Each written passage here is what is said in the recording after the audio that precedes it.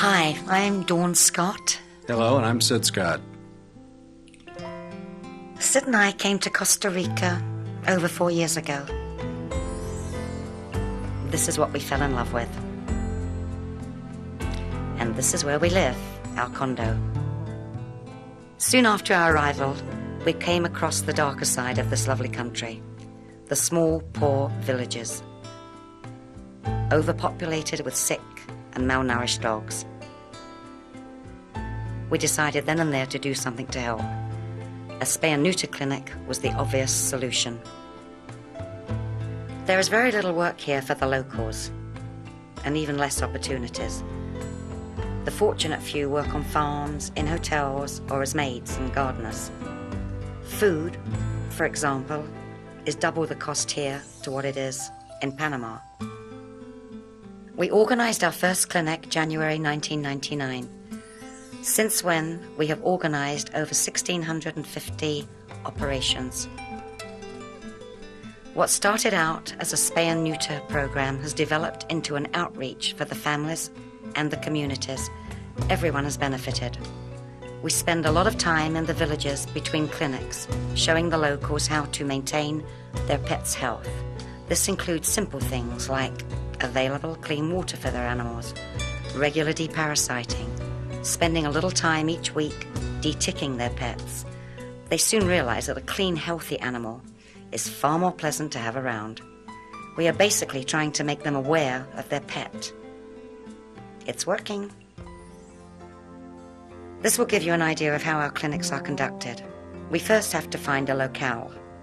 We've had clinics in schools, community centers, bars, people's homes, on farms. As long as we have shade, water, and electric, it's a go. The vets we use come from San Jose, a 4.5-hour drive away. They have been trained in the small incision procedure, courtesy of the Spay-Neuter Program of USA and the McKee Project, a charity established here by an American to help animals. Our nearest local vet is over an hour away. He helps us when he can. When our vet arrives from San Jose with his assistant, Sid and I house and feed them in addition to working a 12-hour day at the clinic.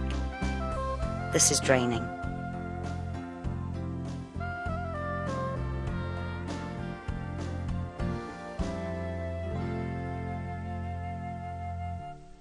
We started doing clinics about every 60 to 90 days, but now we're doing clinics 2-3 weeks apart, and it's become a full-time job. But unfortunately, we do not reach out as far as we used to. Our success, in a way, has become our failure. Initially, we had to persuade people, almost beg, borrow, and steal to get them to have their dogs castrated.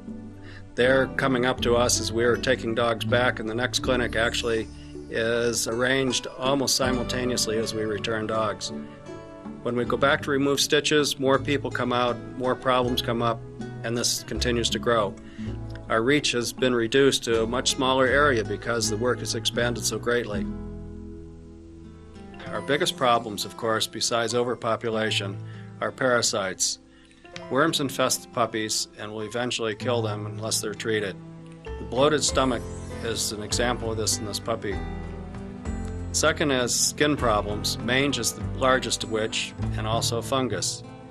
These, if allowed to continue, the dog will claw itself, causing infection and will eventually die. Tumors. Sexually transmitted disease infects both male and female, and for this reason, now we're also encouraging people to do their male dogs. It also stops them from fighting and wandering so much. Ticks have become a chronic problem. It causes ilekia. Ilekia is a disease that causes hemorrhaging, and eventually the dog will die. It's an expensive disease to treat, and it's better to treat the ticks than it is to treat the disease. Also, a dog can catch it several times, so just because you've cured it once doesn't mean you've cured the problem. So many of the puppies have malnutrition. They thrive for a couple of weeks, the owners are so happy. Then usually the mother's milk dries up, and this is the result. You can see for yourself. Another big problem we have is distemper and parvovirus outbreaks. When this happens, so many dogs die. It's so preventable with vaccination. This is why we so desperately want to do a vaccination program. This is our wish list so that we can pursue what we are doing here. The first thing we need is a full-time vet and assistant. We also need transportation because this vet won't be spending very much time in his clinic. We really need a 4x4 for this. We also need equipment to set up a clinic, and this includes general medical supplies, vaccination supplies, stainless steel table, fridge, chairs, desk. We'll also need travel expenses for the vet. Gas is expensive here. We would also like some funding to open up a bigger volunteer program and support program.